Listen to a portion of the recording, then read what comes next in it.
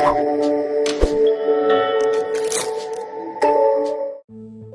guys, selamat datang di Lumos TV. Beberapa situs kuno peninggalan zaman dahulu yang menjadi warisan budaya dunia sudah pasti memiliki cerita sejarah di baliknya. Namun di antaranya terdapat kisah kelam di mana tempat-tempat tersebut konon diyakini sebagai tempat yang terkena azab dari Tuhan. Tempat apa saja itu dan seperti apa kisahnya? Berikut kami rangkum 5 tempat yang diazab Tuhan. Tapi sebelumnya buat kalian yang belum subscribe channel ini, silakan klik tombol subscribe agar kalian tidak ketinggalan info menarik lainnya dari channel ini.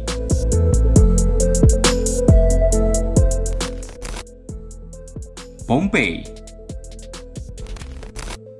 Pompei adalah salah satu kota pada zaman Romawi kuno di Italia. Kota Pompei sebelum hancur terletak di semenanjung Napolo. Kota ini terkubur selama 1700 tahun lamanya. Kisah di balik kota Pompei diceritakan oleh seorang penyair Romawi bernama Pliny Muda melalui surat-surat bersejarah. Bencana Pompei terjadi pada pagi hari, tanggal 24 Agustus tahun 79 Masehi, ketika Gunung Vesuvius meletus dengan dahsyat. Letusannya berlangsung selama 24 jam dan berhasil meluluhlantakkan kota Pompei. Mayat-mayat dengan ekspresi terkejut banyak ditemukan di sana. Kota Pompei diyakini sebagai kota yang terkena azab. Bagaimana tidak, kota ini dulunya terkenal sebagai kota yang penuh dengan maksiat dan perilaku seksual menyimpang, sehingga dianggap sebagai pusat perzinahan dan homoseks. Pesta seks di pemandian umum pun menjadi kebiasaan mereka sehari-hari.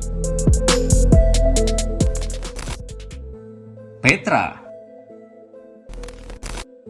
Sebuah situs purbakala di Yordania yang dikenal dengan Petra ternyata menyimpan kisah yang begitu tragis. Cerita yang beredar mengisahkan seorang warga bernama Petra yang terkena azab karena menyembah berhala. Ia menyembah sebuah benda berbentuk batu hitam. Kota ini pun akhirnya diluluhlantakkan, hancur dan kemudian hilang. Sekitar tahun 1812, kota ini ditemukan oleh seorang pengembara dari Swiss. Kota ini dianggap menjadi bukti kemurkaan Tuhan. Petra dianggap sebagai warisan dunia oleh UNESCO sejak 6 Desember 1985.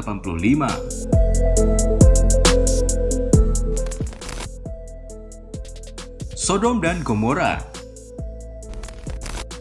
Kisah Sodom dan Gomora tertulis dalam kitab suci. Alkisah, kota tersebut hancur dan binasa akibat hujan belerang dan api yang menjadi ganjaran atas dosa-dosa dan kebejatan moral warganya. Dikisahkan, Tuhan mengirimkan malaikat yang menyamar sebagai manusia yang hanya mampu menemukan 10 orang baik di 2 kota itu, dan azab pun dijatuhkan. Meski demikian, lokasi persis di mana kota-kota tersebut berada masih misterius. Lalu pada tahun 2015, para arkeolog menemukan sebuah kota dari zaman perunggu yang ciri-cirinya cocok dengan gambaran kota Sodom di selatan lembah Yordania, 8 mil dari timur Laut Mati. Arkeolog menemukan struktur yang diduga dulunya adalah istana, menara-menara, dan benteng pertahanan yang tangguh.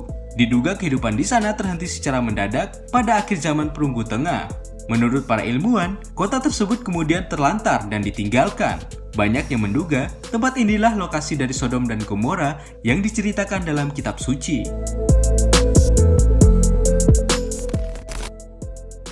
Madain Saleh.